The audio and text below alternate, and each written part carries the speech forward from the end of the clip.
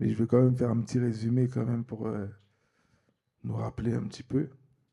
On avait vu que le sang était puissant et que le sang de Adam, il parlait jusqu'à aujourd'hui dans toute l'humanité, que le péché a été infiltré par la désobéissance d'Adam et que de ce fait, par le sang, la voie du sang, tout être humain sur la terre aujourd'hui a une nature pécheresse.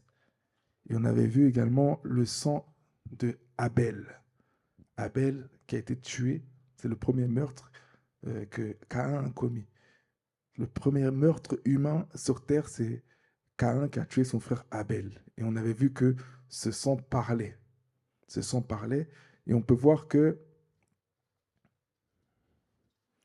dans la Bible, il est écrit dans le livre de Genèse, chapitre 4, verset 12, quand tu cultiveras le sol, il ne te donnera plus sa richesse, tu seras errant et vagabond sur la terre. Donc on avait vu que Abel, son sang, il parlait contre Caïn par le biais de la terre. Amen.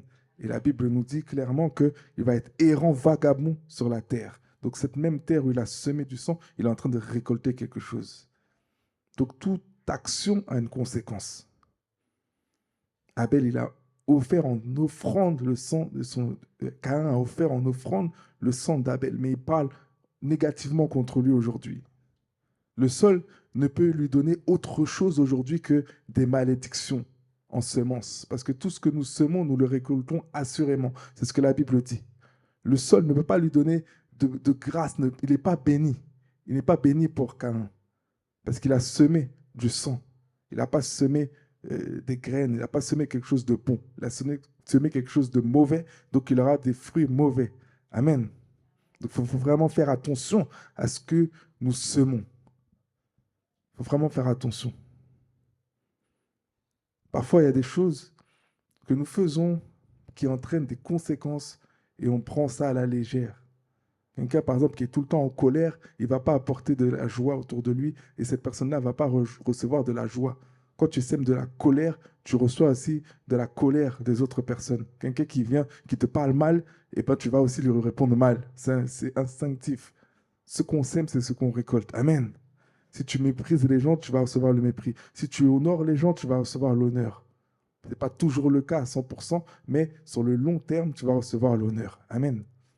La Bible dit dans le livre de Genèse, chapitre 4, versets 13 et 14, Caïn dit à l'Éternel, mon châtiment est trop grand pour être supporté. Et c'est lui-même qui dit ça à l'Éternel. Ça veut dire qu'il y avait une pression. Ce qu'il a fait là, l'action qu'il a commise, le meurtre qu'il a commis, a engendré une pression sur lui pour qu'il puisse dire mon châtiment est trop grand pour être supporté. C'est-à-dire qu'il ne supporte pas le châtiment qu'il reçoit, le fruit qu'il reçoit de cette semence. Amen. Et il dit, voici, tu me chasses aujourd'hui de cette terre, je serai caché loin de ta face, parce que ça, il y a certaines actions qui nous éloignent de Dieu. La Bible dit que nous sommes séparés de Dieu par quoi? Par le péché. C'est le péché qui nous éloigne, qui nous sépare de Dieu. Donc le fait qu'il ait commis un meurtre, il dit, je serai caché loin de ta face. Je serai errant et vagabond sur la terre, et quiconque me trouvera me tuera. Donc il avait réalisé qu'il devait finir par se faire tuer. Parce que lui-même, il a tué, donc lui-même, il attire la mort derrière. Il attire aussi l'esprit de meurtre envers lui. Amen. Et ça, c'est la puissance du sang. Le sang parle pour qu'il puisse dire quiconque me trouvera me tuera. Le sang parle.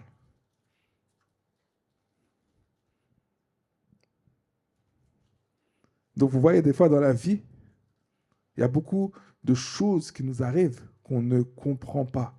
Nous avons beaucoup de problèmes, de galères, et on ne comprend pas d'où ça vient. Des fois, c'est des choses que nous-mêmes, on a semées. Ce n'est pas toujours le cas, mais c'est souvent des choses que nous-mêmes, on a semées. La différence entre des choses négatives qui nous arrivent parce que voilà, il y a des afflictions, parce qu'on est persécuté, et la différence entre des actions qu'on a commises, c'est qu'on a toujours une solution. Quand ça fait partie du plan de Dieu, Dieu nous donne toujours une solution. Dieu nous donne toujours une porte de sortie parce que ça va nous permettre de grandir, d'avancer. Mais quand on sème des mauvaises choses négatives et qu'on récolte le fruit de ces choses-là, on n'a souvent pas de solution. Ce n'est pas des choses que Dieu avait prévues. Amen. Il y a des combats qui sont faits exprès pour nous entraîner, qui sont dans notre vie pour que nous puissions grandir, pour que nous puissions affronter demain d'autres situations. Et la Bible nous dit clairement que Dieu, il ne peut pas nous tenter au-delà de nos forces. Donc il y a des situations qu'on a déjà la réponse, on a déjà la solution, on a déjà la force pour vaincre cette situation-là. C'est juste qu'on doit puiser en Dieu, on doit puiser dans la parole de Dieu pour avoir cette solution. Mais il y a des situations qu'on a semées, on n'a pas de solution. On n'a pas de solution parce que c'est des choses qui ne devraient pas être dans notre vie. Amen. Et je vais parler un petit peu de mon histoire. Il y a une période de ma vie, avant que je rencontre réellement le Seigneur Jésus-Christ, où je traînais beaucoup, ça fait très longtemps, je traînais beaucoup dehors. Voilà. Il y avait une période de ma vie où j'ai fait une année où je n'étais pas à l'école, je ne travaillais pas. C'est la seule année de ma vie vraiment où j'ai vraiment expérimenté la rue, où vraiment j'étais très souvent dehors, j'avais des mauvaises fréquentations. Avant, ces mauvaises fréquentations, elles avaient une position très minime dans ma vie parce que je n'avais pas le temps de passer du temps avec ces fréquentations-là. Mais ces fréquentations-là ont pris beaucoup de place dans ma vie quand je n'étais ni à l'école ni au travail. C'est pour ça qu'il ne faut pas rester sans rien faire. Il faut toujours être dans l'activité. Des fois, vous ne savez pas pourquoi vous avez tout ça de problème, c'est parce que vous ne faites rien. Vous êtes trop en train de réfléchir, de cogiter, de devenir fou des fois parce que le diable utilise le fait que vous ne faites rien dans la vie pour pouvoir vous harceler de pensées, pour pouvoir occuper vos pensées avec des mauvaises choses. Il y a certaines oppressions qui partent naturellement quand vous commencez à servir Dieu, quand vous commencez à appeler les gens pour prendre soin d'eux, quand vous commencez dans l'activité. Amen. Dans cette période de ma vie où je ne savais pas trop quoi faire, c'est une période où je traînais énormément, où j'étais avec des mauvaises fréquentations. Mais Dieu me faisait grâce quand même de ne pas faire certaines choses. J'étais entouré de fumeurs, j'étais entouré de drogués, de personnes droguées, mais moi, je ne me droguais pas. Moi, je ne fumais pas parce qu'il y avait une grâce sur ma vie. Et cette grâce, c'était que j'ai une mère qui prie. Et cette mère-là, par ce sacrifice de prière, ça a empêché l'ennemi d'atteindre un certain niveau dans ma vie. Ça a empêché l'ennemi de pouvoir avoir champ libre sur ma vie. C'est-à-dire que j'étais entouré de mauvaises personnes, de mauvaises vies, mais je ne pouvais pas faire certaines choses. J'avais une limite. Et puis j'avais aussi grandi dans l'église. Donc j'avais reçu des choses. Je n'avais pas Christ, mais j'avais certaines valeurs, certaines notions qui faisaient que je ne pouvais pas faire certaines choses. Il y avait un blocage. J'avais une limite spirituelle.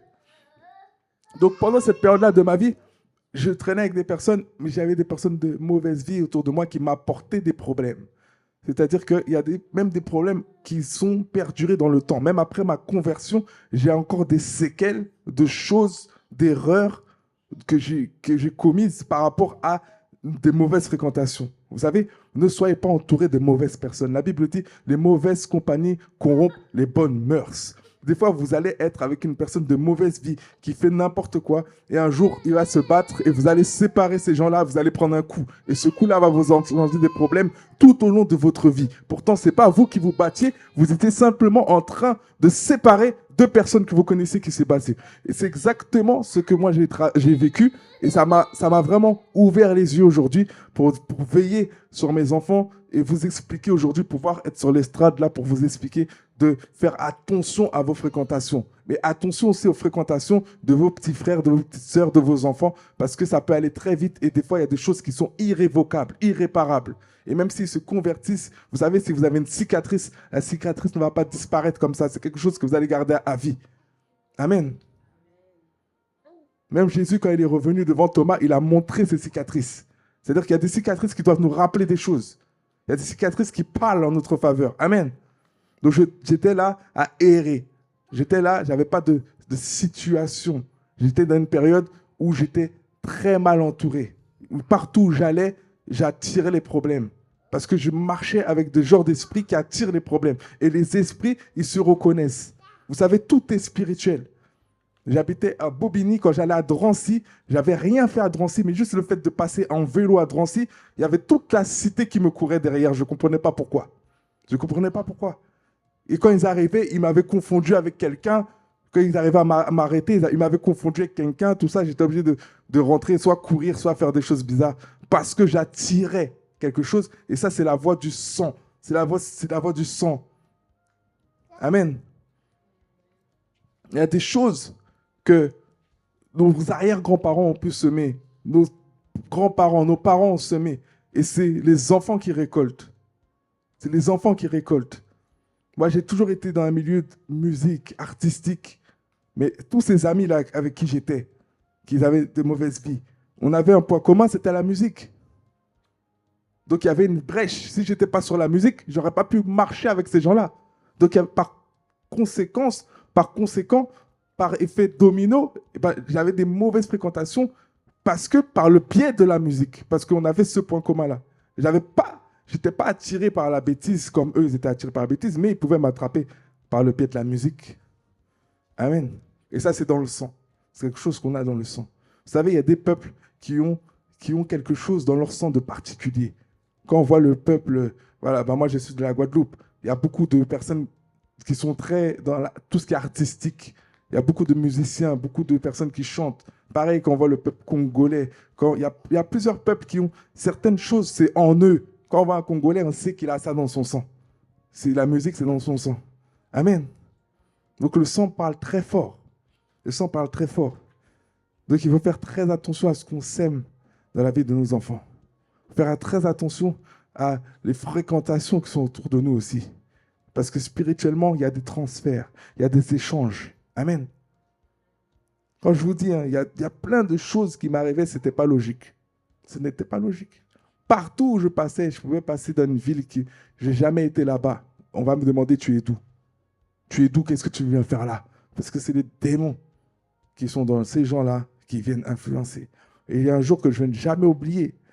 Un jour où j'étais allé à l'église, j'avais donné ma vie à Jésus, mais j'étais jeune, je n'étais pas encore conscient des choses. Et c'était avec ma mère. Et quand je suis retourné à l'école, c'est là qu'il y a eu déjà, c'est cette période-là où il y a eu un déclic où j'ai commencé à arrêter de traîner dehors. Mais quand je suis retourné à l'école et tout ça, on est venu pour me voler. On est venu pour me racketter devant l'école. Et moi, j'étais armé ce jour-là. Et ce jour-là, j'allais faire quelque chose de grave. Ils étaient 2 à venir m'agresser. Et moi, j'ai fait semblant de fouiller dans ma poche pour leur donner pourquoi ils étaient venus. Mais en fait, c'est une arme que j'étais en train de sortir. Mais qu'est-ce que Dieu a fait? Dieu a parlé. L'ange de Dieu, là, qui était avec moi, il a parlé aux démons là, qui étaient dans ces jeunes. Et ce qui s'est passé, c'est qu'ils ont lâché l'affaire. Le plus grand, il a dit au plus petit, laisse tomber. Pourtant, ils étaient 2. Pourtant, moi, je ne montrais pas que j'allais l'agresser. Ils ne pouvaient pas savoir. Donc, j'ai vu clairement ce qui s'est passé dans le monde spirituel. Et j'ai dit, Dieu est puissant, Dieu est grand. Amen.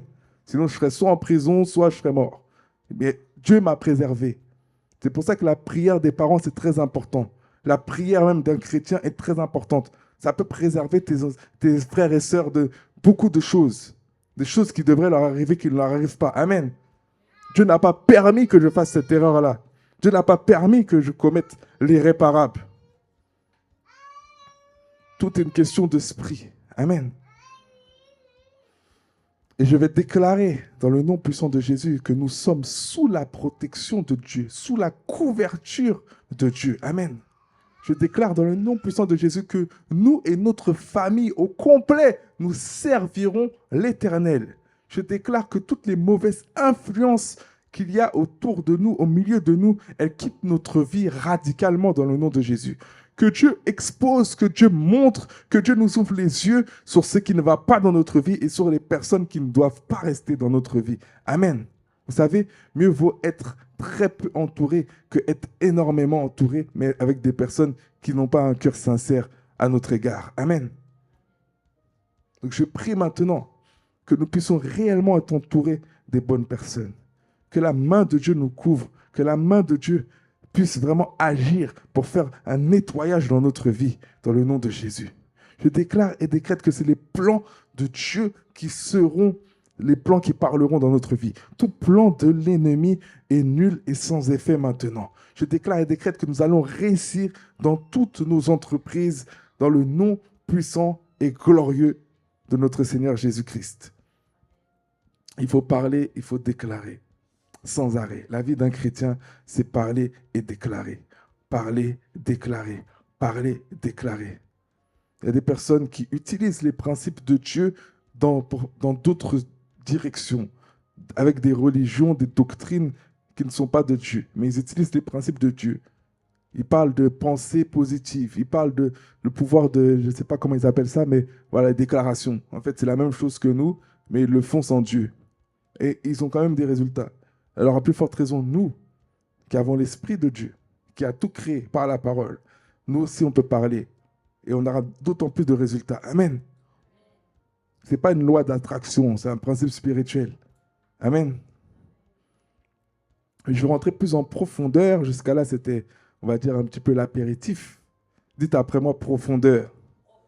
Profondeur.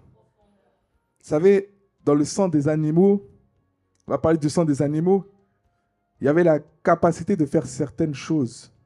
Vous vous rappelez, lorsque le peuple de Dieu était esclave en Égypte, Dieu leur envoya Moïse pour mettre la pression à Pharaon afin qu'il puisse relâcher le peuple, son peuple. Il a demandé à Pharaon de relâcher le peuple, mais Pharaon ne voulait pas. Donc il a dû investir de sa puissance. Moïse a dû déployer Dieu a dû déployer au travers de Moïse 9 plaies. 9 plaies qui étaient des prodiges hors du commun, comme le monde n'a jamais connu jusqu'à aujourd'hui. Pourtant, rien n'a changé. Pharaon n'a pas laissé le peuple de Dieu partir. Toute l'Égypte a été dévorée par des grenouilles, des mouches venimeuses. Les troupeaux, ils sont morts. Mais rien ne s'est passé. Personne n'a été libéré. Amen. Parce qu'en vérité, tout commence par le sang. Dieu a dit dans Exode chapitre 12, « Mes enfants, célébrez maintenant la Pâque de l'Éternel. Vous prendrez un agneau sans défaut.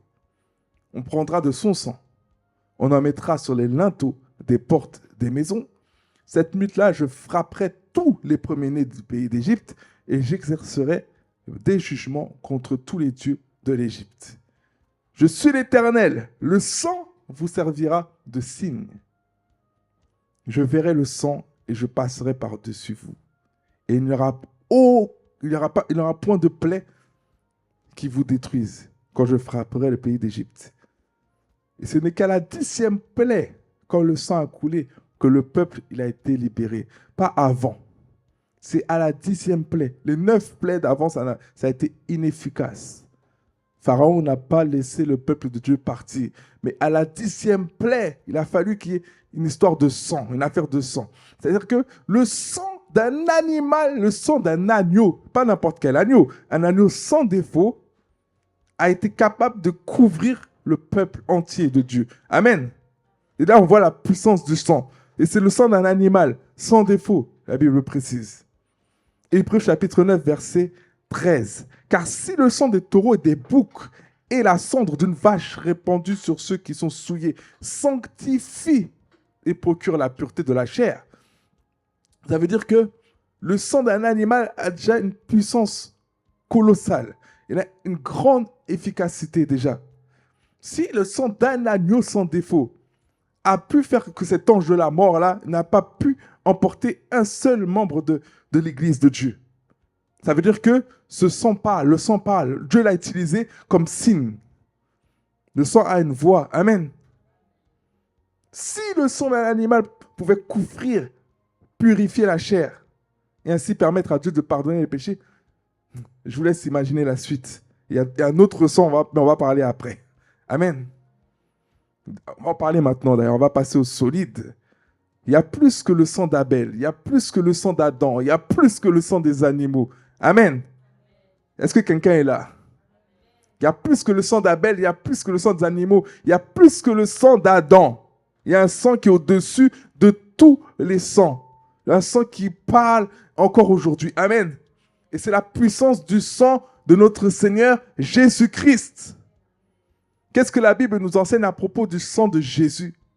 On peut le retrouver dans le livre d'Hébreux, chapitre 9, verset 22. Hébreux, chapitre 9, verset 22.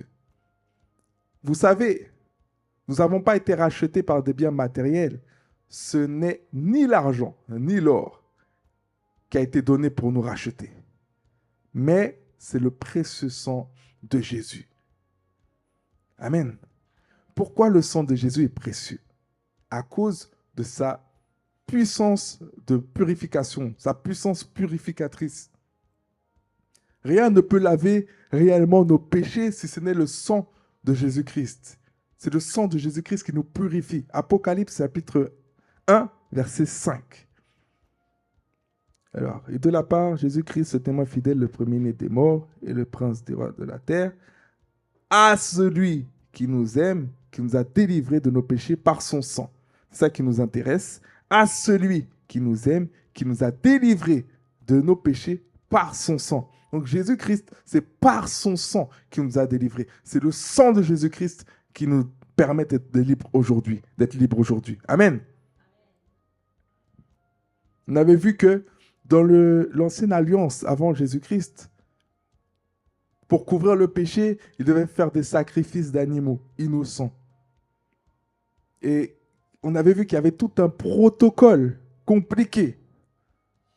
Tout un protocole compliqué pour permettre au peuple, on va dire entre guillemets, d'être soulagé de son péché. C'est comme, des fois, vous savez, il y a des médicaments qui vous soulagent, mais qui ne vous guérissent pas. Il y a des médicaments qui vous donnent l'impression d'être guéri, mais vous n'êtes pas guéri. Parce que quand l'effet du médicament s'estompe, eh ben, vous commencez à ressentir les douleurs et commencent à réapparaître subitement.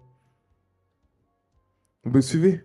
Donc le sang des animaux, il couvrait le péché du peuple, mais il ne purifiait pas réellement le peuple. Amen. Il purifiait la chair. Les Juifs, ils devaient constamment répéter ces sacrifices, encore et encore. Comme je vous ai dit, il devait y avoir des odeurs, parce que quand tu fais des sacrifices où tu enlèves la graisse des animaux, tu coupes les animaux, etc., tu fais vider le sang, tu asperges sur le peuple, il devait y avoir une odeur qui se dégageait, il devait y avoir une odeur qui devait être difficilement supportable. Ça devait être comme une corvée pour eux, ça devait être compliqué, mais ils n'avaient pas le choix. Amen. Mais c'était simplement pour couvrir les fautes. Ce que je vous ai expliqué, c'est comme quand vous mettez de la peinture sur un mur qui a plein d'imperfections. Vous couvrez, mais vous ne poncez pas le mur, vous ne mettez pas de l'enduit sur le mur. C'est comme mettre de la poussière sous le tapis. La poussière est toujours là, mais en vérité, on ne la voit plus parce que le tapis la couvre. Mais elle est toujours là. Elle est toujours là. Amen. Et c'est pareil. L'homme était toujours autant pécheur. Il avait toujours cette séparation de Dieu parce qu'il n'était pas avec Dieu, parce qu'il n'était pas réellement purifié du péché. Et la Bible nous dit qu'on a été lavé, purifié par le sang de Jésus. C'est pour ça que tu ne dois pas culpabiliser des péchés que tu as commis hier. Tu ne dois pas rester dans un état de culpabilité constante, permanente.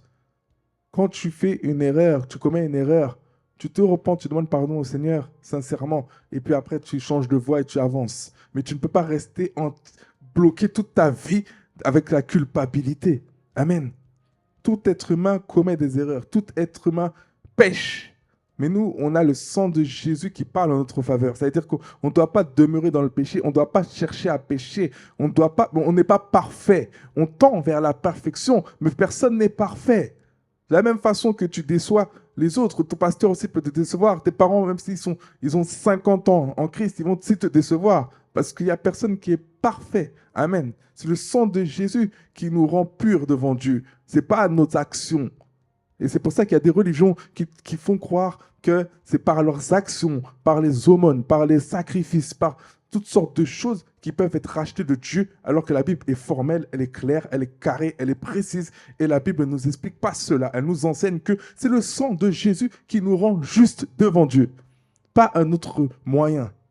Pas par notre propre force. Amen. Peut-être toi, tu ne pêches pas d'une certaine façon, mais tu pêches d'une autre façon. Donc tu dois constamment demander pardon à Dieu, te repentir et chercher à te sanctifier. Parce qu'un chrétien doit chercher la sanctification. La sanctification, elle s'est tanguée vers la perfection. C'est ressembler de plus en plus à l'image et à la ressemblance de Jésus. L'apôtre Paul disait, en gros, soyez mes imitateurs comme moi je le suis de Christ. Cherchons à ressembler à Jésus. Parce que Jésus a donné sa vie pour nous, donc on doit respecter et honorer cela. Amen. La Bible dit dans le livre d'Hébreux, chapitre 7, versets 25 à 27. Hébreux, chapitre 7, versets 25 à 27. C'est aussi pour cela qu'il peut sauver parfaitement ceux qui s'approchent de Dieu par lui, étant toujours vivant pour intercéder en leur faveur. Il nous convenait en effet d'avoir un souverain sacrificateur comme lui, saint, innocent, sans tache, séparé des pécheurs et plus élevé que les cieux. Qu'est-ce qui donne à Jésus-Christ cette particularité de pouvoir racheter nos péchés à nous qui sommes des pécheurs et que ce sacrifice puisse durer dans le temps pour l'éternité? Qu'est-ce qui donne cette puissance, cette capacité? C'est que Jésus est Dieu.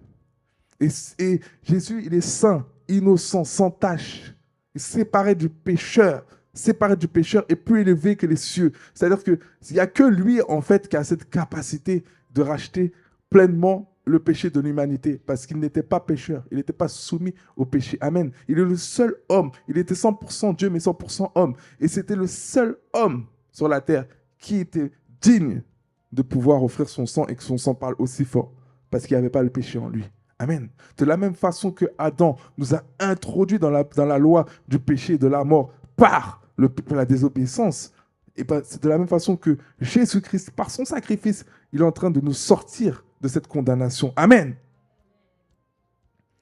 Verset 27. Qui n'a pas besoin, comme les souverains sacrificateurs, d'offrir chaque jour des sacrifices, d'abord pour ses propres péchés, ensuite pour ceux du peuple. Il n'y a plus besoin avec Jésus-Christ de chaque jour sacrifier des animaux, de chaque jour faire tout un tas de rituels, de faire tout un tas d'actions pour pouvoir se débarrasser de cette histoire de péché. Il n'y a plus besoin. Chaque jour, on devait faire des sacrifices. Pour le souverain sacrificateur, chaque jour même. D'ailleurs, il devait lui-même faire des choses pour lui, déjà, pour purifier lui-même. C'est-à-dire que lui-même n'était pas digne, en fait. Amen. Là, il n'y a plus besoin en Jésus-Christ. Donc, à travers ce sacrifice de Jésus-Christ, nous sommes justifiés. Nous sommes justifiés. Il y a à peu près 2000 ans que nous sommes justifiés. Donc, les péchés que tu as commis quand tu avais 12 ans, là, 15 ans, 18 ans, des fois, tu es encore dans ça, en train de culpabiliser, en train de te dire, oui, j'ai fait ça. Je ne sais pas c'est quoi ton passé. Je ne sais pas les choses abominables que tu as pu commettre dans ta vie. Moi, je sais une chose, c'est que le sang de Jésus, il parle pour tes péchés. Amen.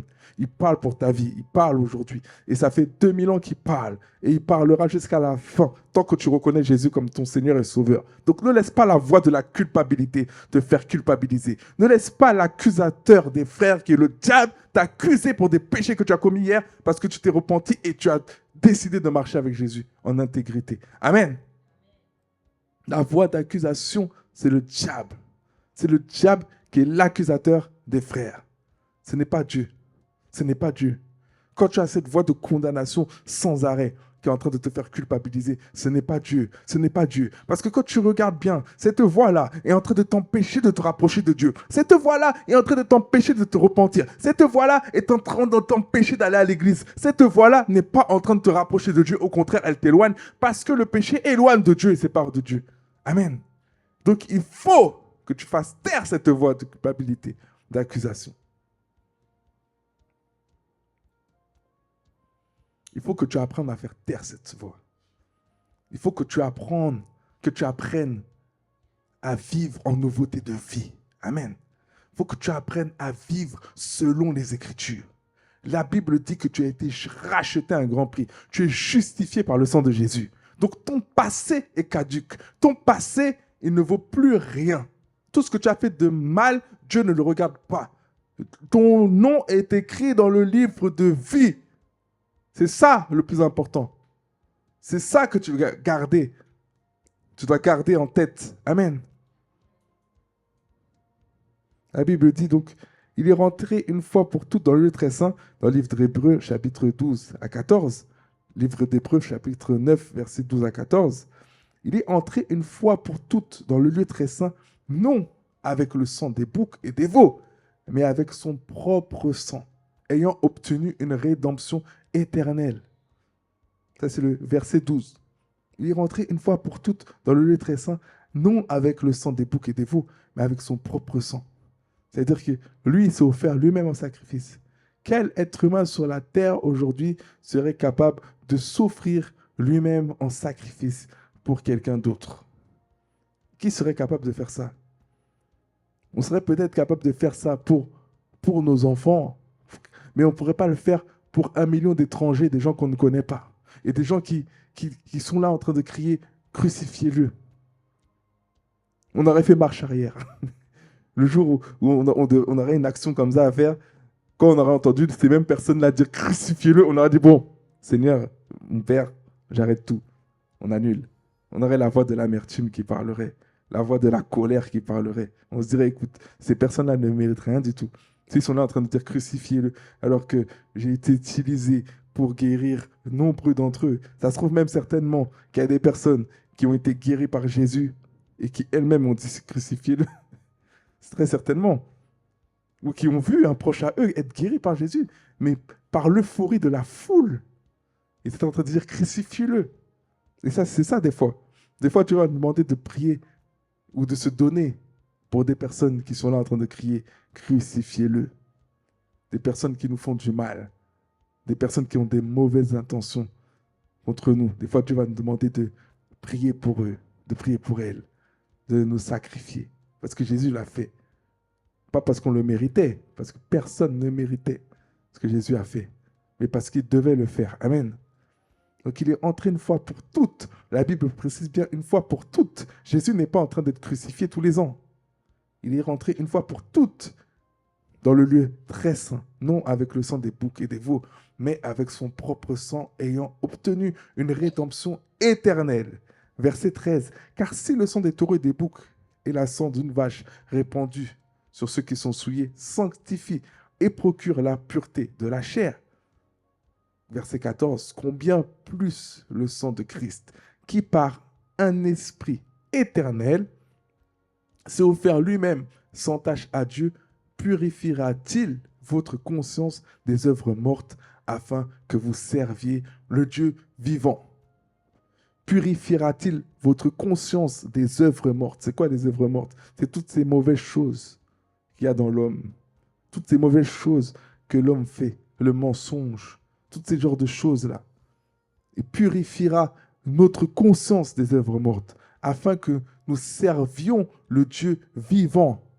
C'est-à-dire que ne laisse pas une voix t'éteindre. Ne laisse pas une voix t'empêcher de servir Dieu. Parfois, nous avons une culpabilité qui est diabolique. Ce n'est pas une repentance. Dieu veut qu'on se repente, mais Dieu ne veut pas qu'on ait une culpabilité permanente, diabolique, qui nous empêche de servir Dieu. Il y a des personnes qui ne font rien pour Dieu parce qu'elles estiment qu'elles ne sont pas dignes de servir Dieu. Tu dois servir Dieu. Dieu purifie ta conscience des œuvres mortes. C'est-à-dire que toi, tu as pris conscience de ce que Jésus a fait à la croix pour le rachat de tes péchés et tu as décidé de marcher en nouveauté de vie avec le Saint-Esprit. Tu as été racheté par Jésus et tu as compris cela et tu refuses de servir Dieu. Tu refuses de gagner des âmes. Tu refuses d'aller en mission pour Dieu parce que tu te dis, je ne peux pas prêcher aux gens, je ne peux pas parler aux gens, je ne peux pas conseiller quelqu'un, je ne peux pas enseigner quelqu'un, je ne peux pas parler de Christ à quelqu'un dans la rue parce que moi-même je suis un pécheur. Non, tu dois quand même parler de Jésus. Même si tu es un pécheur, une pécheresse, tu dois parler de Jésus. Parce que Jésus-Christ, c'est lui qui te justifie. Ne cherche pas à faire les choses par tes propres forces. Amen. Personne n'est digne en vérité. Personne n'est digne. C'est Jésus qui nous rend dignes. Parce que quand tu vas parler de Jésus-Christ, eh ben c'est à Jésus que les gens doivent regarder. Ce n'est pas à toi. Amen. Et ça, c'est souvent une erreur que nous commettons. Et on passe à côté des âmes comme ça. On passe à côté des âmes. Vous savez, la personne qui m'a évangélisé, qui m'a permis de donner ma vie à Christ, qui m'a parlé, c'est 2 ans après que je donnais ma vie à Jésus. Et oui, cette personne-là a lâché l'église après. Oui, cette personne-là a eu plusieurs enfants hors mariage, même après que je l'ai vue à l'église. Elle est tombée plusieurs fois. Et est-ce que c'est ça qui fait qu'aujourd'hui, je ne suis plus chrétien? La Bible dit justement, quelqu'un qui tombe, tu la relèves. Justement, cette personne-là qui t'a amené à Jésus, si tu vois qu'elle a fait des mauvaises choses, eh ben, tu dois la relever. Tu ne dois pas l'écraser. Je ne veux pas perdre mon salut parce qu'elle a eu 2, 3 choses qui se sont arrivées dans sa vie. Au contraire, Je vais appeler cette personne-là. Ah, tu te rappelles comment tu m'avais parlé dans la rue? Tu m'avais exhorté. Ben, regarde aujourd'hui ce que je suis devenu. Et ben non, je refuse que tu restes dans cette situation-là. Je refuse que tu n'ailles plus à l'église. Je refuse que tu sois dévoré par la culpabilité, par cet esprit de culpabilité. Je t'invite à te relever. Je prie pour toi pour que tu puisses te relever et que tu puisses reprendre le chemin que toi-même tu m'as indiqué. C'est ça. Amen. Donc Jésus-Christ s'est offert lui-même sans tâche à Dieu et purifie notre conscience des œuvres mortes pour que nous puissions servir le Dieu vivant. Servir le Dieu vivant. C'est-à-dire, sers Dieu. Sers Dieu. Sers Jésus. Sers Dieu. Ne sers pas un Dieu mort. Ne sers pas une religion. Amen. Quand tu sers le Dieu vivant, ça veut dire que tu as les œuvres aussi qui t'accompagnent. Tu pries pour les malades parce qu'il est vivant. C'est quoi la différence entre nous et les religions? Les religions, ils vont parler de Dieu, mais il n'y a pas les œuvres qui vont avec. Alors que nous, on va parler de Dieu, mais comme c'est le Dieu vivant, eh ben on a les œuvres qui vont avec. Il y a le fruit qui va avec. On va parler aux gens, on va prier pour les gens et ils seront guéris. On va prier pour les gens et ils seront délivrés. Amen. Parce qu'on a le Dieu vivant. Amen. La Bible dit en Apocalypse chapitre 12, verset 11. Apocalypse chapitre 12, verset 11. Ils l'ont vaincu à cause de quoi? À cause du sang. De qui? De l'agneau. Ils l'ont vaincu à cause du sang de l'agneau et à cause de la parole de leur témoignage. On doit parler, on doit témoigner. Dieu t'a sorti de la boue dans laquelle tu étais. Il t'a lavé. Maintenant, tu dois parler de la boue dans laquelle tu étais pour que les autres personnes qui sont dans cette boue-là puissent sortir de là. C'est pour ça, moi, je n'ai pas honte de parler de ma vie passée. Je ne vais pas faire le pasteur menteur ici, là. On est dans la vérité. Amen. On fait des erreurs, on fait des fautes, on commet des erreurs, on commet des erreurs. Mais maintenant, tu es qui pour accuser les gens? Tu es qui pour pointer du doigt des gens? Parce que toi, tu es meilleur. C'est pour ça que moi, je ne vais pas accuser les gens. Je vais plutôt relever les gens. Amen. Parce que Jésus-Christ, lui, il nous a sortis de la boue et il a lavé nos péchés. Il nous a purifiés. Et même si on est retombé encore dans cette même boue, il nous purifie encore. Amen. Il ne se lasse pas de nous relever. Il ne se lasse pas de nous purifier. Il ne se lasse pas de nous pardonner. Amen. C'est pour ça que lui-même, il nous exhorte à le faire. On n'est pas là pour accuser les gens. Des fois, il y a des personnes, ils n'ont rien à dire dans le présent des gens, donc ils vont chercher des choses dans le passé.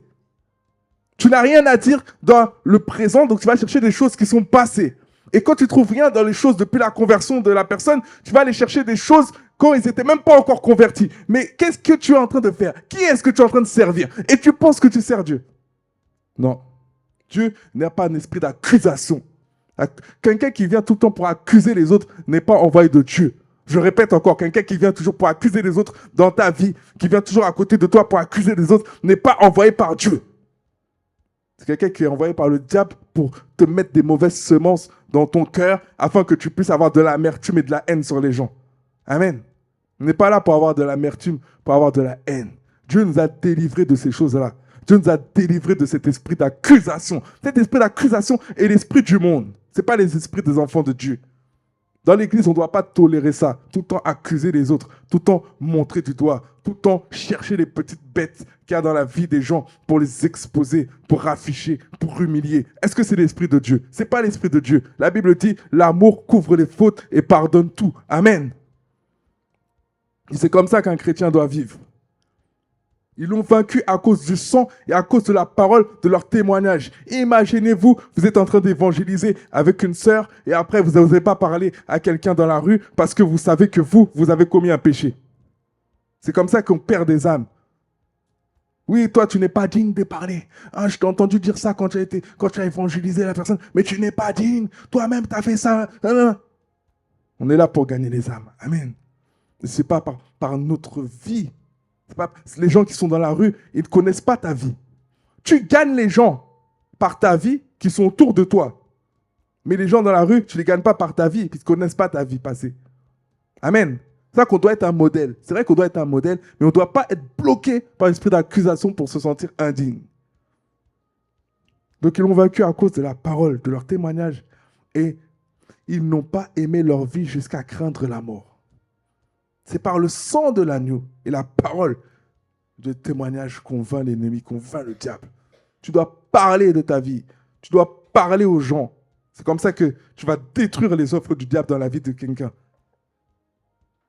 Toi-même, voilà, tu as été hier peut-être une prostituée. Et tu vas parler à une prostituée. Mais derrière, tu vas dire, ah non, moi j'ai toujours été sainte. J'ai toujours été sainte et tout. Mais la personne ne va même pas t'écouter. Il faut que tu puisses dire aussi à la personne, hier j'étais une prostituée. Mais Jésus m'a délivré. Amen. Et de la même façon, il m'a délivré, il va te délivrer. Et tu es en train d'engendrer la foi. Il y a un feu qui sort de ta main quand tu vas dire ça et tu vas poser la main à la personne. Toi aussi, tu vas être délivré. La personne va recevoir. Vous savez, quand vous parlez, il y a des personnes qui n'ont pas Christ, mais qui sont capables de sentir l'onction de Dieu sur toi. Il y a des personnes, des fois, avec qui je parle, je leur parle de Jésus, et elles sont en train de me dire, je ressens quelque chose de bizarre sur moi quand tu parles. Il y a quelque chose qui frémit à l'intérieur de moi. Au-dedans de moi, quelque chose se passe. Quelque chose se mouvoie au-dedans de moi. Je ne comprends pas quand tu parles, c'est pas normal. Eh bien, c'est la puissance de Dieu, c'est l'Esprit de Dieu. Et là, tu peux témoigner, là, tu peux parler. La personne t'écoute. La personne, peut-être hier, ne voulait pas entendre parler de Jésus-Christ, mais elle peut rester 1 heure à parler avec toi de Jésus-Christ. C'est des choses comme ça que je suis en train de vivre en ce moment. Et là, tu sens que vraiment l'Esprit de Dieu, il prend le contrôle de ta bouche et c'est lui qui parle à cette personne. Soyons pauvres avec les pauvres.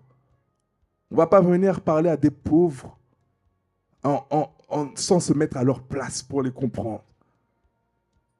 On ne va pas venir parler avec des gens qui n'ont jamais entendu un chrétien parler et leur parler avec le jargon chrétien. Ces gens-là ne vont pas comprendre. C'est-à-dire que si tu parles aux jeunes, parle comme un jeune. Maintenant, parle comme un jeune en Christ, s'il te plaît. Parle comme un jeune né de nouveau. N'emploie pas des termes qui vont attrister le Saint-Esprit à l'intérieur de toi. Mais parle comme un jeune avec les jeunes. Ne viens pas avec un discours qui est trop spirituel pour eux, qui ne vont pas comprendre. Amen.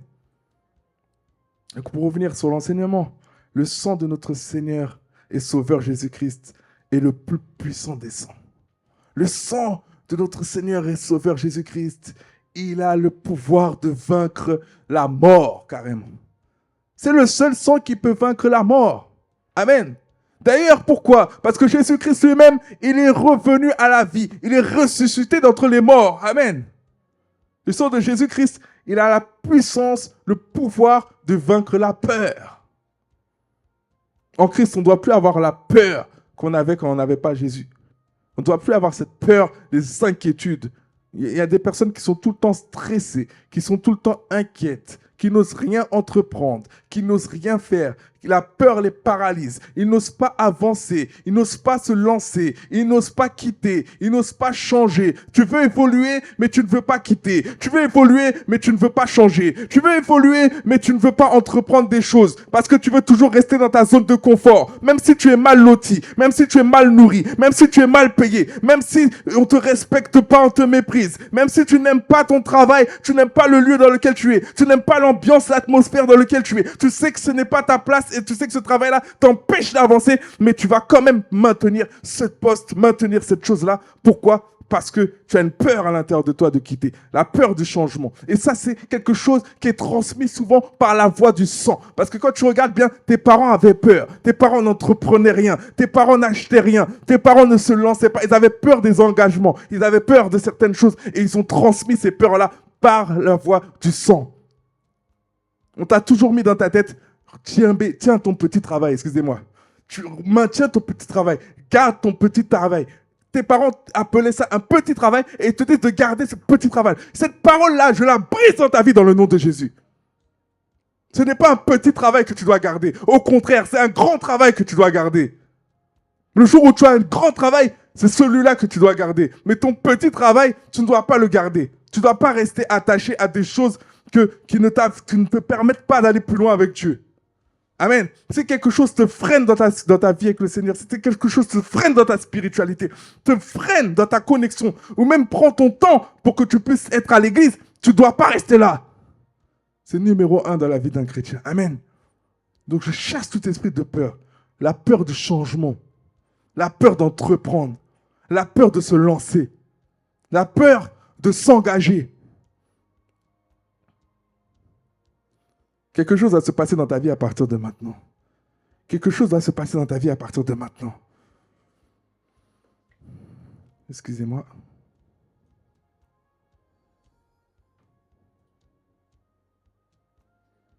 Excusez-moi, parce que j'invite des personnes à l'église et quand je reçois un message pendant l'heure, je regarde parce qu'on ne sait jamais. Ça serait dommage qu'une personne n'arrive pas à l'église là alors qu'elle a fait le chemin. Donc, il ne faut pas laisser les peurs nous maintenir en captivité. L'esprit de peur est un esprit qui est transmis par la voie du sang. C'est pour ça, vous voyez, des enfants, ils ont peur de tout. Pourquoi? Parce que quand tu vois les parents, c'est des parents qui ont peur de tout. Ils ont transmis ça par la voie du sang et également par les paroles qui sortent de leur bouche. Attention à ça, attention à ci, attention à cela, fais pas ça, on va faire ça. On soupçonne le mal tout le temps. On montre toujours le mal à nos enfants. On montre toujours le mal à nos petits frères, nos petites sœurs. On montre toujours le mal à nos parents. On montre le mal, on transmet des mauvaises choses. L'esprit de peur, c'est un esprit qui se transmet rapidement. Vous savez, il suffit que vous lisiez une seule chose sur Google et l'esprit de peur rentre par là. Ah oui, ah oui. Peut-être tu avais juste 2-3 petits symptômes, tu avais un petit peu mal au ventre, un petit peu mal à la tête, et tu vas taper, demander à monsieur, madame Google, qu'est-ce que j'ai? Tu vas aller poser la question à monsieur, madame Google, c'est quoi par rapport aux symptômes que j'ai là, quelle maladie j'ai? Tu cherches la maladie toi-même. Eh bien, monsieur, madame Google va te donner toutes sortes de maladies. Et bizarrement, tu vas choisir celle qui te plaît le plus, parce qu'il y a des personnes, ils aiment ça, chercher des maladies constamment. Ils ont toujours une maladie bizarre. Parce que la peur, là, elle est engendrée parce que tu as lu, et c'est une porte ouverte à la maladie en question. Amen. La peur ouvre plein de portes. Si tu n'étais pas conscient que cette maladie-là existait, ça se trouve, tu ne l'aurais jamais développée. Mais le fait qu'on t'a informé d'une maladie, qu'on t'a exposé les symptômes de cette maladie-là, et que tu aies accepté cela parce que tu as considéré que c'était les mêmes symptômes que tu avais, eh bien la maladie rentre. Bizarrement, quand tu vas te faire dépister, tu vas voir que tu as la maladie. C'est ce qui se passait avec le Covid-19. Il y a des personnes qui allaient très bien. Le jour où ils ont entendu Covid-19, ils ont commencé à tousser, ils ont commencé à être malades. Il y en a même qui sont mortes aujourd'hui parce qu'ils ont embrassé cette maladie. Ils sont embrassés. Comme beaucoup de personnes qui parlent quand tu veux les délivrer. Non, mais ma maladie. Ils s'attribuent une maladie. Ils sont créés une identité à partir de cette maladie. Ils se sont créés une identité à partir de cette maladie. Donc leur identité n'est plus l'identité de racheté de Christ. Amen. La Bible dit qu'on est racheté par Jésus, mais également que par les meurtrissures de Jésus, nous sommes guéris. Donc refusons la maladie. Il y a des choses, même si ça dure 15 ans à l'intérieur de toi, tu dois la refuser pendant les 15 ans et la 16e année, elle va disparaître. Amen.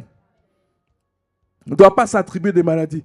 On ne doit pas laisser le système de ce monde nous manipuler par la peur. Vous savez, il y a des publicités qui passent à la télé. Ça fait longtemps, très longtemps, je ne regarde plus la télé. Depuis que je suis converti, je crois que je ne regarde plus la télé. C'est très rare. Et puis quand je suis un client et que la télé est allumée, qu'est-ce que je vois? Oui, prenez tel médicament pour telle maladie. Ben, le fait de voir tout ça à longueur de journée, créer même les symptômes dans ton corps.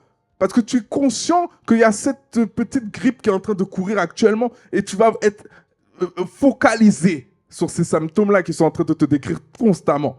Et quand tu regardes plus ces choses-là, tu te sens mieux. Tu passes ton temps à regarder BFM. Tu passes ton temps à regarder tout ce qu'il y a de négatif sur la Terre. Tout ce qui se passe. Tu dois être informé, mais tu ne dois pas non plus chercher à être informé pour nourrir un esprit de peur à l'intérieur de toi. Il y a une différence entre s'informer et entre chercher des choses qui vont alimenter la peur chez toi, qui vont nourrir la peur chez toi et qui vont faire que tu vas te retrouver paralysé, à ne plus pouvoir faire quoi que ce soit. Vous savez, il y a beaucoup de gens qui s'enrichissent sur ça. Quand je regarde des prédications sur YouTube, des fois je reçois des publicités entre les deux prédications et dans cette publicité, je vois qu'ils sont en train de vendre des packs de survie en France et ils disent dans tel pays, ils ont déjà mis ça en place, ils ont des notices pour dire exactement tout ce qu'il y a dans le carton de secours là, en cas de guerre, etc. et comment utiliser chaque chose. Donc ils se préparent à la guerre. Il n'y a pas encore de guerre, mais les gens se préparent. Donc ils alimentent une crainte, une peur. Ils vont commencer à vous dire, commencer à creuser des bunkers, commencer à faire des choses. Les gens se préparent, ils alimentent la peur chez les gens. Et ça, c'est un business. Amen. C'était une petite parenthèse. Donc le sang de Jésus, il nous revêt de puissance pour vaincre le péché, pour vaincre la mort, pour vaincre les peurs. Et il est précieux en raison de sa puissance rédemptrice. Il est plus puissant que le sang d'Abel. Il est plus puissant que le sang de Adam. C'est écrit dans le livre d'Hébreux, chapitre 12, versets 23-24. Mais on va se concentrer sur le verset 24 du livre d'Hébreux, chapitre 12. Chapitre 12, verset 24. Jésus qui est le médiateur de la nouvelle alliance et du sang de l'aspersion qui parle mieux que celui d'Abel. Donc je ne suis pas en train d'inventer. Ce que je suis en train de vous dire, c'est que le sang parle et c'est écrit noir sur blanc. L'aspersion qui parle mieux, parle mieux. Donc s'il parle mieux, c'est que le sang parle que celui d'Abel. Donc le sang d'Abel parle. Le sang du péché, de la mort d'Adam aussi parle. Il y a une voix dans le sang. Amen. Et c'est le sang de Jésus-Christ qui parle mieux. Donc quand quelque chose parle mieux, ça veut dire que c'est plus puissant. Ça veut dire que ça peut couvrir. Amen. Vous savez, s'il y a un boxeur amateur, et lui, dans la catégorie amateur, c'est le boss. Mais il va aller affronter un boxeur professionnel ou semi-professionnel qui n'est même pas forcément le numéro 1 dans sa catégorie. Eh bien, il va mettre à terre le boxeur plus faible, amateur. Amen. Donc, oui, le sang d'Abel, le sang d'Adam, il parle, il a une voix, il parle. Peut-être il t'a affecté dans ton corps, peut-être il t'a affecté dans tes pensées, peut-être il t'a brisé, mais il y a un sang qui parle au-dessus, amen, et qui met KO la voix de ce sang-là. Amen. Le sang de Jésus, il parle fort. Et il n'y a pas un sang qui parle plus fort que le sang de Jésus. Le sang de Jésus, il parle pour la justification. Pour la justification. Quand Jésus est mort, il est ressuscité après. Il disait, Père, pardonne-leur, car ils ne savent pas ce qu'ils font. Il parle pour la justification. C'est-à-dire que Dieu, il te justifie au travers de Jésus-Christ. Tu as commis une erreur dans ton passé, tu as blessé quelqu'un, tu as offensé quelqu'un. Et tu es bloqué avec cette chose-là dans ta tête, tu n'avances pas. Tu refuses de faire ce que Dieu te demande de faire parce que tu es bloqué à cette date-là. Mais Jésus lui-même te justifie. Il te justifie. Et puis Jésus lui-même, il dit de pardonner. Parce que les gens, ils sont quoi? Ignorants. Et la Bible nous dit quoi? Dieu pardonne quoi? Les temps d'ignorance. Quand tu étais dans l'ignorance, Dieu te pardonne. Maintenant que tu as la parole de vie, maintenant que tu as la parole de vérité, maintenant que tu es conscient des choses, maintenant que tu connais la vérité, que tu n'es plus ignorant, c'est différent. C'est pour ça qu'il y a des choses. Parfois, on voit des nouveaux convertis qui font certaines choses et ils n'ont pas de conséquences derrière. Et nous, on veut faire ces mêmes choses-là et on a des conséquences. Et on ne comprend pas. Et nous-mêmes qui servons Dieu, qui connaissons la Bible, on a l'impression que Dieu est plus sévère. On a l'impression que Dieu a moins de patience avec nous. C'est tout simplement parce que Dieu pardonne les temps d'ignorance. Mais la Bible dit quoi également? Que le peuple de Dieu, il périt par quoi? Par manque de connaissance. Donc, il ne faut pas jouer à ce jeu, de ne pas vouloir avoir de la connaissance pour rester ignorant. Amen. Parce que dans tous les deux cas, tu vas mourir. C'est la parole de vie qui te donne la liberté. Amen. Et la vie chrétienne, en fait, c'est qu'on doit chercher la sanctification. Donc, on doit chercher à connaître les principes de Dieu pour les mettre en application, pour triompher de la voie du péché, de la mort, de la voie de condamnation. Amen. La Bible nous dit en Hébreux chapitre 9, verset 11 à 14, verset 11 à 14, Hébreux chapitre 9. Mais Christ est venu comme souverain sacrificateur des biens à venir. Il a traversé le tabernacle plus grand et plus parfait, qui n'est pas construit de main d'homme. Parce qu'il y a un tabernacle aussi qui a été construit de main d'homme. C'est-à-dire qu'il n'est pas de cette création. Verset 12. Et il est entré une fois pour toutes dans le lieu très saint, non avec le sang des boucs comme on a vu, et des veaux, mais avec son propre sang, ayant obtenu une rédemption éternelle. Et c'est sur ça que je vais mettre l'accent. Cette rédemption, elle est éternelle. Même si tu as donné ta vie à Jésus, que tu as fait des erreurs graves et qu'il y a cette condamnation-là qui est en train de t'accuser, cet esprit de condamnation, d'accusation qui est en train de te meurtrir, de te paralyser, sache que la rédemption de Jésus-Christ, elle est éternelle. Dieu demande juste notre repentance. Amen. Car si le sang des taureaux et des boucs et la cendre d'une vache répandue sur ceux qui sont souillés sanctifient pour recourir la pureté de la chair, combien plus le sang de Christ, qui par un esprit éternel s'est offert lui-même sans tâche à Dieu, purifiera-t-il votre conscience? Je parle pour quelqu'un qui a des problèmes dans sa conscience aujourd'hui. Quelqu'un qui a des problèmes de conscience. Oublie ça, cette chose qui s'est passée. C'est ce que l'Esprit nous dit. Oublie cette chose qui s'est passée, passe à autre chose. Décide de tourner la page. Décide de tourner la page. La rédemption de Dieu à travers de Jésus, elle est éternelle. Amen. Il faut acclamer Dieu pour ça. On devrait être dans la joie véritablement pour ça. Parce qu'on a une grâce imméritée. On a une faveur illimitée au travers du sacrifice de Jésus. Amen. Donc Jésus est allé dans un tabernacle de Dieu, présenter son propre sang et nous a donné la rédemption éternelle. Pas dans le tabernacle construit par les mains de Moïse, fait de main d'homme, mais par le tabernacle du Père. Il a payé le prix afin que tu aies la vie éternelle. Donc le sang animal, il est au niveau de l'âme, alors que le sang de Jésus, il est au niveau de l'esprit. Et vous savez, la dimension entre l'âme et l'esprit, ce n'est pas la même. C'est l'esprit qui doit dominer. La Bible dit quoi au sujet de l'esprit? La Bible dit que c'est l'esprit qui est bien disposé. La chair, elle est faible, mais c'est l'esprit qui est bien disposé. Dieu va te parler dans ton esprit. C'est dans l'esprit qu'il faut, c'est avec l'esprit qu'il faut communier avec Dieu. C'est pour ça qu'on doit être des personnes spirituelles. On ne doit pas être des personnes charnelles. Et ton âme, là où il y a ton intelligence, ton intellect, là où il y a ta façon de penser, ton système de pensée, là où il y a tous les mensonges, toutes les peurs érigées parce que tu as regardé à la télévision ce que tu as entendu sortir de la bouche de tes parents et des gens qui t'entourent. Ben, c'est ça qui doit être renouvelé.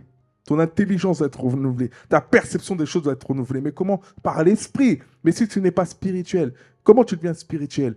En lisant la parole de Dieu, en ayant une relation avec Dieu, en faisant des choses spirituelles, en étant dans des atmosphères spirituelles, en étant avec des personnes qui prient beaucoup, en étant avec des personnes qui parlent beaucoup des choses de Dieu, en étant avec des personnes qui t'instruisent la parole de Dieu. C'est comme ça que tu deviens quelqu'un de spirituel.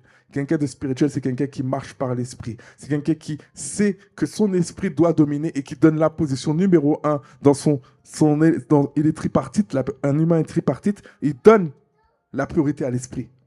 Il n'écoute pas ce que l'âme dit, ce que la chair dit. Parce que l'âme a une voix, la chair a une voix. Mais la vérité, c'est que l'âme écoute soit la chair, soit l'esprit. Mais qu'est-ce qui domine en toi? Est-ce que c'est la chair ou est-ce que c'est l'esprit? Tu dois devenir quelqu'un de spirituel. Amen. Pour que la voix du sang, là, de Adam, du péché, de la mort, là, ça ne puisse plus parler sur ta vie. Amen. Donc l'esprit est au-dessus de l'âme. Le sacrifice de Jésus, il est infiniment plus grand que tout autre sacrifice qu'il puisse y avoir. Amen. Car Jésus, lui, s'est sacrifié lui-même. Il a donné son propre sang divin. Pendant que d'autres souverains sacrificateurs devaient, eux, tuer un animal pour ses propres... Il avait un protocole à respecter pour ses propres péchés lui-même avant de pouvoir, on va dire, entre guillemets, faire ce qu'il fallait pour les autres, pour le peuple. Amen. Jésus, lui, il n'a pas besoin de tout ça. Il n'avait pas besoin de tout ça. Il s'est donné lui-même. C'est lui l'offrande. Amen. Il a accepté de mourir, de souffrir, de porter lui-même le péché du monde. Et la Bible dit que même, il a porté quoi sur lui? Les maladies. Il a porté nos maladies. Toutes nos maladies. C'est-à-dire que le diabète, c'est terminé dans ta vie. La sclérose en plaques, c'est terminé dans ta vie. Les algies, les névralgies, c'est terminé dans ta vie, dans nos vies. Les problèmes digestifs, c'est terminé dans nos vies. Les problèmes de cœur, cardiaque, neurologiques, c'est terminé. Les problèmes au niveau de la vision, au niveau de voilà, toutes les parties de ton corps, c'est terminé dans ta vie parce qu'il a porté sur lui nos maladies. Amen. Il s'est offert lui-même. Il n'a pas tué quelqu'un d'autre pour sacrifier. Vous savez que c'est encore plus puissant de sacrifier soi-même. C'est le plus gros sacrifice que même nous, en tant qu'êtres humains, on puisse faire. Nous, Dieu nous demande de nous sacrifier. Pas de nous sacrifier sur l'autel. Pas de nous donner en holocauste, mais de nous sacrifier notre vie. Amen. Dieu nous demande de nous sacrifier notre temps. Sacrifier notre temps, c'est-à-dire mettre les choses de Dieu en priorité.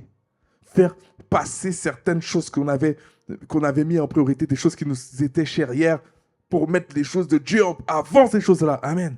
Ça, c'est le sacrifice de bonne odeur qui fait que ça attire Dieu, ça attire la faveur de Dieu, ça attire la grâce et ça emmène Dieu à t'amener à une autre dimension parce que Dieu va dire, cette personne-là a tout compris, je peux la élever. Amen. La Bible dit qu'il s'est fait lui-même pécher à la croix. Il s'est fait malédiction pour nous. Car il est écrit dans la parole de Dieu, maudit est quiconque est pendu au bois. C'était dans le plan de Dieu que Jésus soit pendu au bois. C'était dans le plan de Dieu. Donc il s'est fait malédiction afin que toutes les malédictions que nous avons dans notre vie ne puissent plus avoir de poids sur nous. Amen. Toutes les malédictions générationnelles, les malédictions de notre famille qui ont été transmises par la voie du sang ou autres, elles n'ont plus de poids dans notre vie parce qu'il s'est fait lui-même malédiction. Amen. Il a présenté son propre sang. Un sang d'une puissance illimitée. Vous savez, le sang animal a une puissance limitée. Mais le sang de Jésus, je répète, a une puissance illimitée. Amen. Le sang des animaux devait être présenté régulièrement. Mais le sang de Jésus, une seule fois pour toute l'éternité. Amen. Une seule fois. C'est pour ça que tu dois vraiment comprendre ce que Jésus a fait. Peut-être que tu trouves que cet enseignement, tu connaissais déjà. Mais tu dois avoir une piqûre de rappel pour comprendre réellement la puissance du sang de Jésus. Amen. La puissance du sang de Jésus, c'est une rédemption éternelle. Éternelle. C'est-à-dire que près de 2000 ans plus tard, ça a toujours la même efficacité. Ça guérit toujours autant. Ça libère toujours autant. Ce que Jésus a fait dans la Bible, ce que les disciples, les apôtres ont fait au nom de Jésus pendant la période des actes des apôtres, c'est exactement ce que Jésus fait encore aujourd'hui. Et c'est exactement ce que Jésus fera jusqu'à ce qu'il va revenir. Amen. Tu as juste à croire. Tu as juste à croire en cet enseignement, en cette parole. La puissance de Dieu au travers du sang de Jésus-Christ, elle est phénoménale. Et le sang de Jésus-Christ, il parle. Il a une voix également. Le sang de Jésus-Christ, il parle. Il demande le pardon. Comme j'ai dit, il a dit, pardonnez-leur, car ils ne savent pas ce qu'ils font. Étienne aussi, il demande le pardon. Il n'est pas dans l'accusation. Amen. Il demande la réconciliation. Il veut réconcilier les hommes avec Dieu.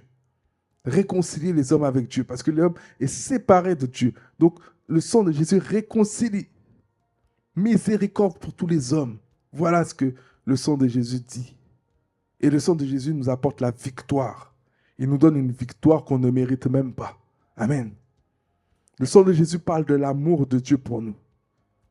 L'amour de Dieu, pourquoi? Parce qu'il a donné son Fils unique afin que quiconque ait la vie, quiconque croit ait la vie. Et pas la vie à moitié, mais la vie éternelle. Amen. Le sang de Jésus crie plus haut, plus fort. Il dit à l'humanité qu'il y a une réconciliation entre Dieu et les hommes. Que quiconque vient sous ce flot sera sanctifié, purifié, lavé, changé, transformé. Amen. Il attire la grâce de Dieu. Il parle de la grâce de Dieu. Parce que le sang de Jésus, on ne le mérite pas. Donc c'est une question de grâce. Et cette grâce-là n'est pas disponible que pour une minorité de personnes. Dieu l'a rendu disponible même pour les gens qui l'ont crucifié. Dieu l'a rendu disponible pour toute personne sur cette terre sans exception. Pour le plus gros voleur, brigand, bandit, voleur, tueur qui puisse y avoir sur cette terre, le sang de Jésus parle. pour que cette personne-là soit sanctifiée et réconciliée avec Dieu. Et Dieu ne fait pas part de tes erreurs passées. Tu as pu commettre les plus gros péchés qu'une personne puisse commettre. Et Dieu ne va pas regarder à ça. Il va quand même te racheter. Amen. Certaines personnes ont le sang de la mort qui parle dans leur vie. On le sent d'Abel qui parle actuellement de leur vie. La voix des réclamations sataniques qui parlent contre elles actuellement.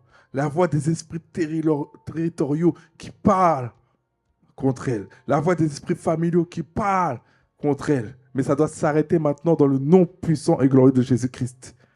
Et je t'annonce aujourd'hui que toutes ces voix vont cesser de parler contre ta vie dans le nom puissant de Jésus parce que tu as compris le pouvoir du sang de Jésus. Le sang de Jésus, de l'agneau immolé de Dieu, il a été versé pour toi. Et par cette parole que tu es en train d'apprécier, de l'embano, de t'accabler, de t'accaparer, tu es libéré, justifié. Et il va y avoir des choses qui vont disparaître dans ta vie.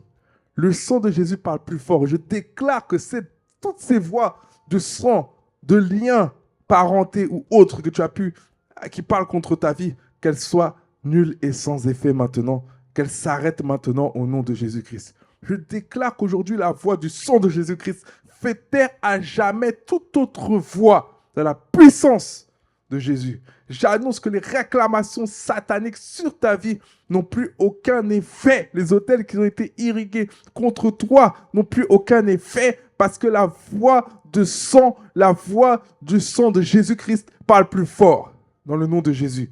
La voix qui parlait contre ta famille, elle s'arrête maintenant dans le nom puissant de Jésus. Parce que le sang de Jésus parle plus fort. C'est pour ça que tu dois invoquer sans cesse le sang de Jésus sur toi. Invoquer sans cesse le sang de Jésus sur les membres de ta famille. Invoquer sans cesse le sang de Jésus sur toute personne qui est dans une position difficile dans sa vie. Mais pour invoquer le sang de Jésus, tu dois aussi informer les gens. Parce qu'il y a des personnes, pour recevoir la délivrance, ils doivent obtenir aussi la connaissance de la vérité. Parce que la Bible dit que c'est la vérité qui nous libère. Donc je déclare et décrète que les esprits qui utilisaient tes erreurs pour t'oppresser, maintenant ils n'ont plus aucune voix pour te toucher, pour t'atteindre dans le nom de Jésus. Je déclare que désormais, tu n'entendras plus certaines choses dans ta tête. Parce que l'Esprit de Dieu te libère ta conscience. Il libère ta pensée de toute oppression diabolique, de condamnation dans le nom de Jésus. Je déclare que le sang de Jésus-Christ fait taire toute voix extérieure à la voix de Dieu.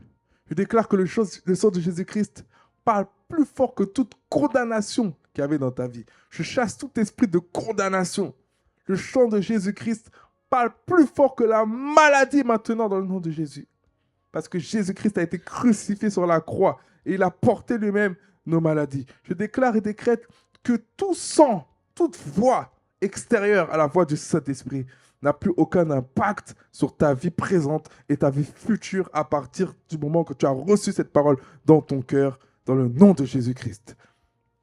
Vous savez, la voix du sang a parlé pour Simon, qui avait renié Jésus. Mais au final, Simon, il a été renommé par Dieu Pierre. Et Dieu a dit, il a été renommé Pierre. Et Dieu n'est pas dans l'amertume. Dieu n'est pas amer. Dieu a dit, sur cette pierre, je bâtirai mon église. Et l'église, c'est très important pour Dieu. L'église, c'est comme la prunelle des yeux de Dieu. L'église, c'est nous, les enfants, c'est le corps de Christ, c'est les enfants de Dieu. Nous sommes l'épouse de Christ. Donc, l'église est très importante aux yeux de Dieu. Et Dieu a mis à Pierre cette responsabilité. Il a dit, sur cette pierre, je bâtirai mon église. Donc, je déclare maintenant dans le nom puissant de Jésus-Christ que tu es libéré de tout esprit de culpabilité,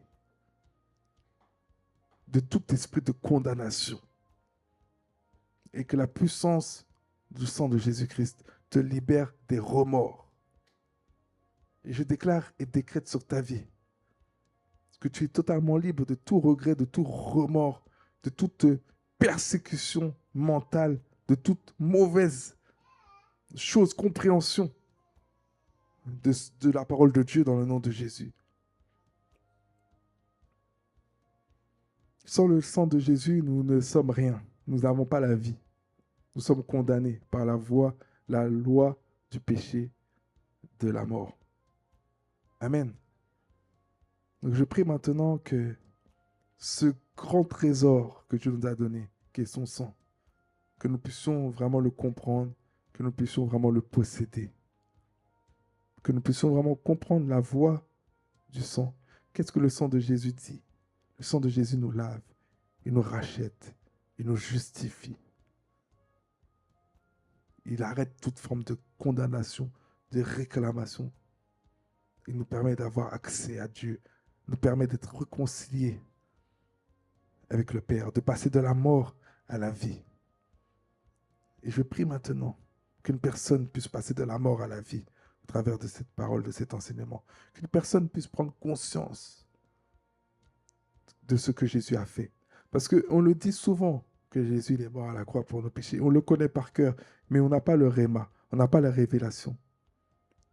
La révélation, le réma, nous amène à vivre des choses surnaturelles, nous amène à expérimenter des choses surnaturelles, nous amène à rendre vivante la parole efficace de Dieu dans notre vie. Donc je prie qu'au travers de cet enseignement, cette parole puisse réellement être un réma.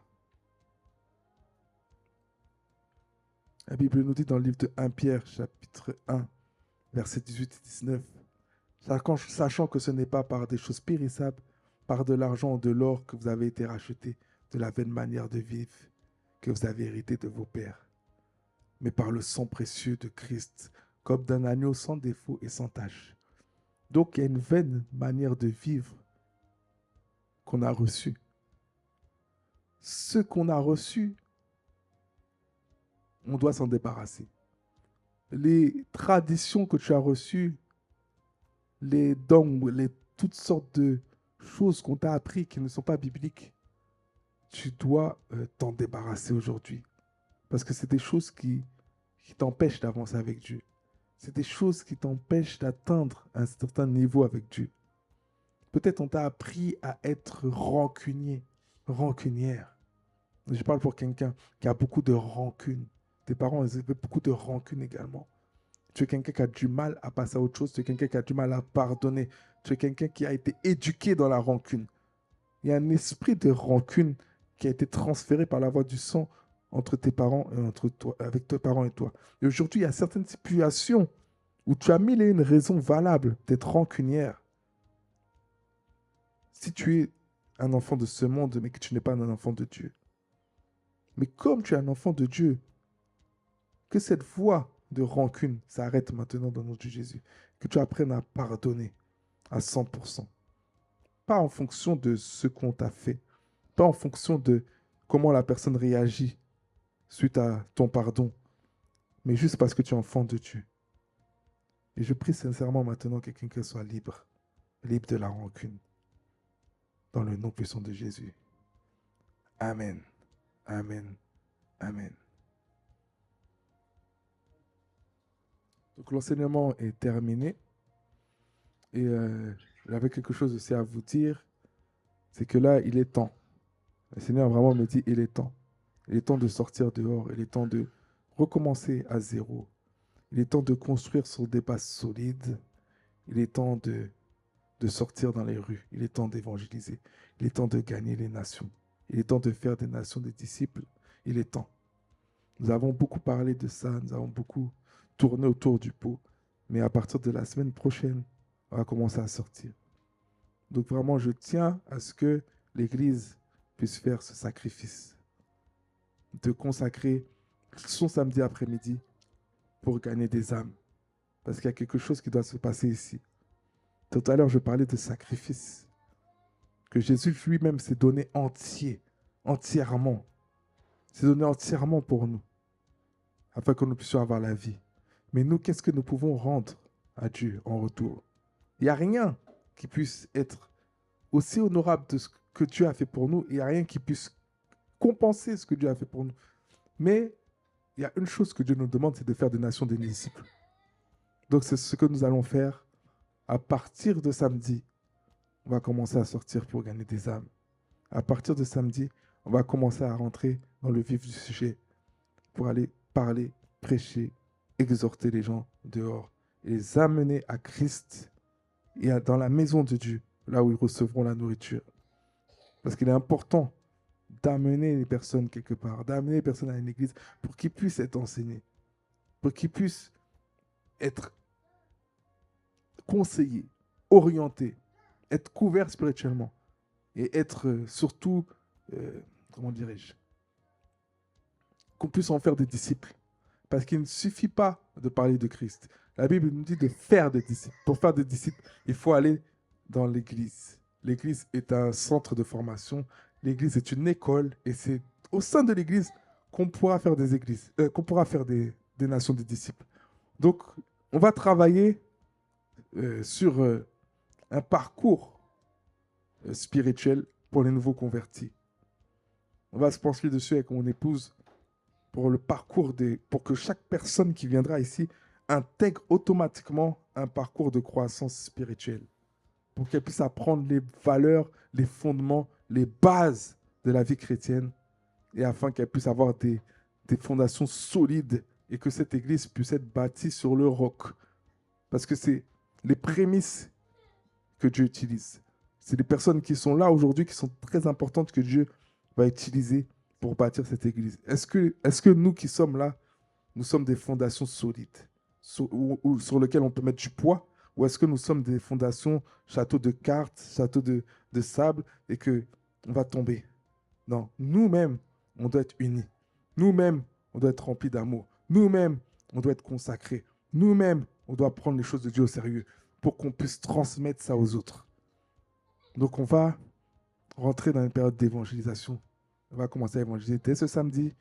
Et je pense même qu'il y aura des réunions sur Zoom afin qu'on puisse parler, prier pour préparer cela. Parce que tout se prépare par la prière.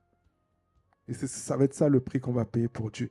Et Dieu va récompenser. Dieu va honorer notre action. Amen. Est-ce qu'il y a quelqu'un qui est d'accord? Est-ce qu'il y a quelqu'un qui rejoint ce que je suis en train de dire aujourd'hui? Est-ce qu'il y a quelqu'un qui peut déjà dire qu'elle sera présente samedi? Il n'y a personne? Amen. Donc, voilà, c'est ce que j'avais à dire. Donc, le culte d'enseignement est terminé. Et nous allons passer à la suite, les offrandes. Soyez bénis.